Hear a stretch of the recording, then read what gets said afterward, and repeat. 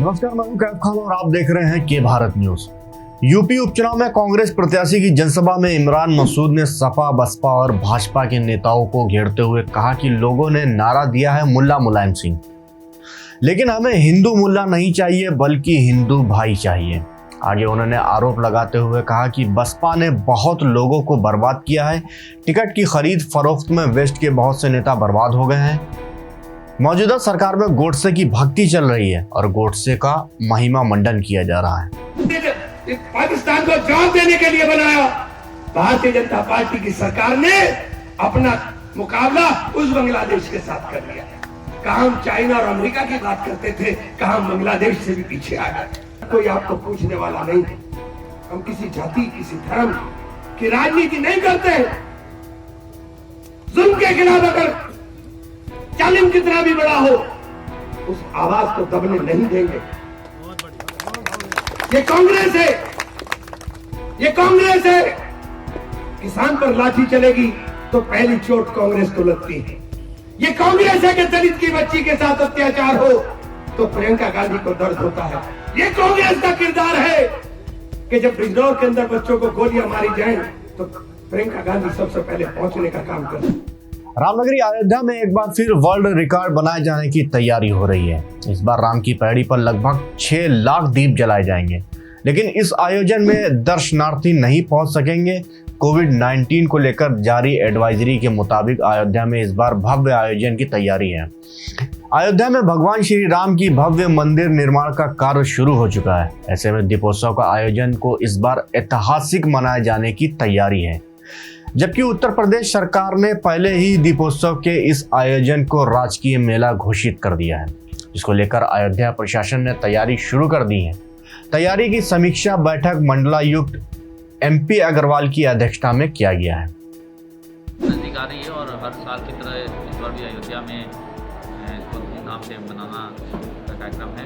साथ ही साथ क्योंकि कोविड का भी चल रहा है, इसलिए सोशल डिस्टेंसिंग, मास्क के साथ कम से कम भीड़ के अंदर इसको कितना भव्य बनाया सकता है, इसके लिए ये बैठक बनाई गई थी। बहुत ही बड़ा चैलेंज है हम लोगों को कि हम लोग को भव्य भी करना है इसको, और साथ ही साथ जो है कम से कम भीड़ है और सोशल डिस्टेंसिंग का पालन करना बहुत आवश्यक है।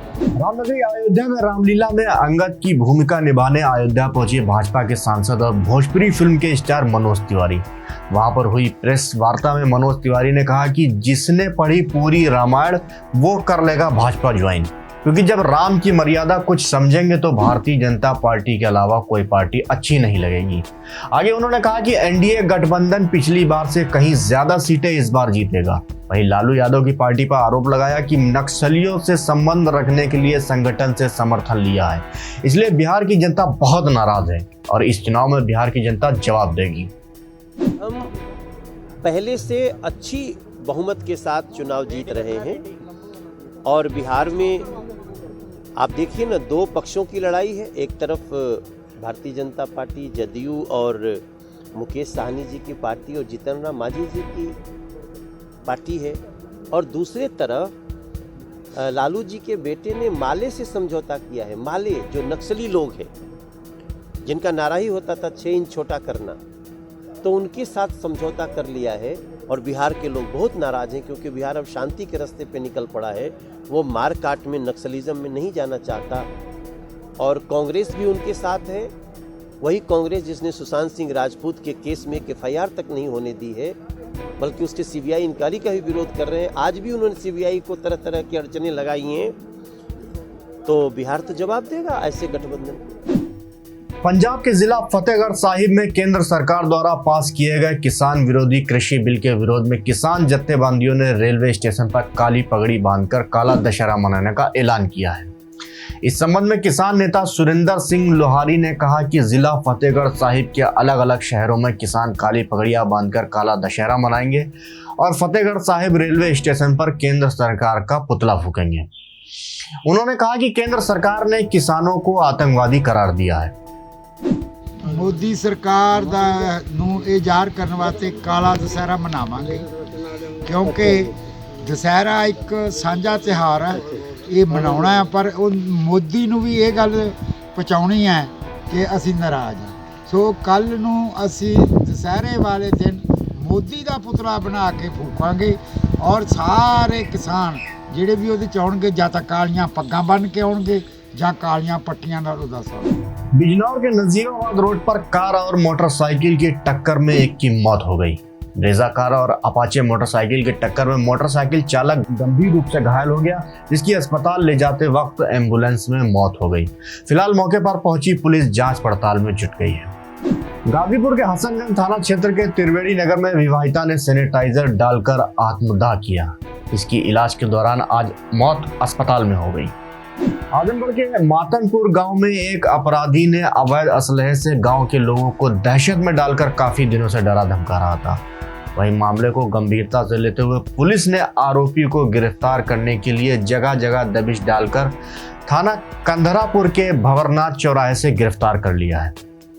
आरोपी का नाम मोनू यादव बताया जा रहा है, जो कि एक ऑटो रिक्शा चालक है। आजमगढ़ के बेरमा गांव में जमीनी विवाद के चलते भतीजे तीर्थराज पर चाचा की हत्या का आरोप लगा है।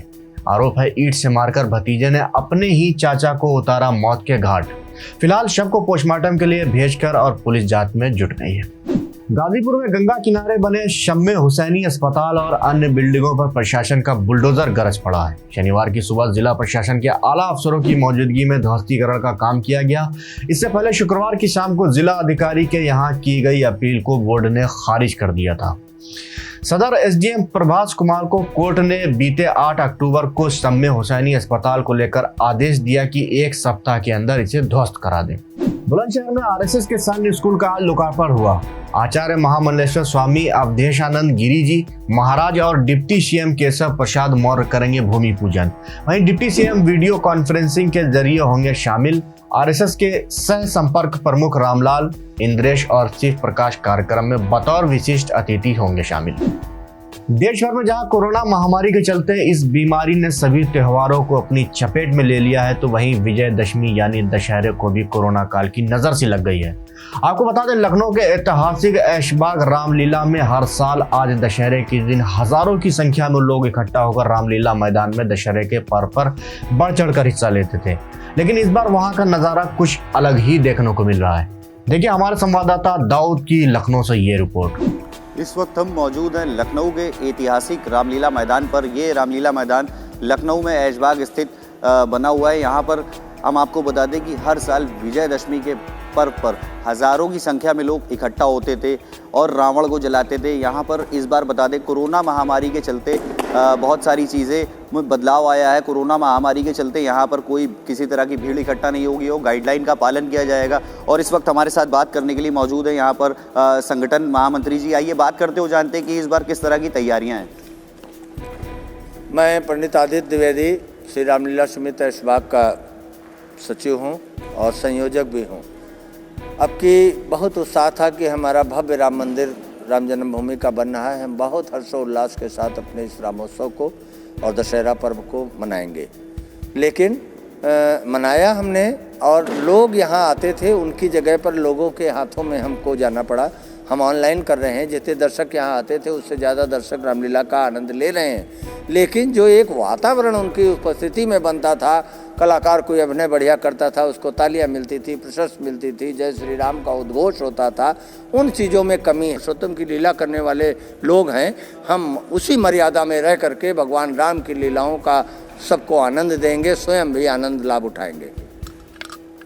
ये थे हमारे साथ इस संगठन के महामंत्री जी, जिन्होंने हमसे बात की। वो बताया कि इस बार ऐसा कुछ नहीं होने वाला है जो कि हर साल होता था। यहाँ पर हज़ारों की तादाद में लोग इकट्ठा होते थे और रावण दहन में हिस्सा लेते थे। इस बार ऐसा यहाँ कुछ नहीं होना है और कोविड-19 की गाइडलाइंस का पालन करते हुए बहुत ही कम लोग यहाँ पर उपस्थित होंगे और इस कार्यक्रम में भाग लेंगे।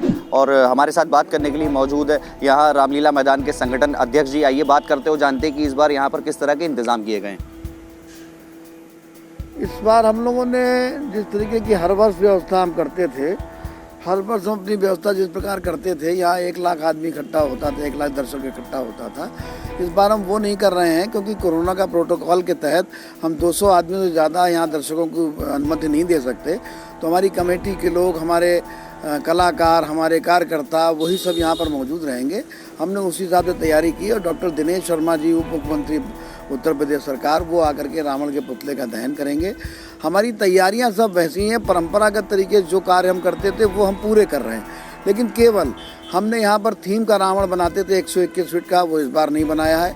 हमने 71 फुट का रावण बनाया है और अपनी थीम दी है कि कोरोना का संक्रमण काल खत्म हो, कोरोना का दहन हो और समाज स्वस्थ और स्वच्छ रह सके। ये थे हमारे साथ अध्यक्ष जी, जिन्होंने हमसे बात की और बताया कि किस तरह से यहाँ पर आज इंतजाम होने वाला है और मुख्य अतिथि के रूप में कौन आने वाला है। लखनऊ से मोहम्मद दाऊद, के भारत।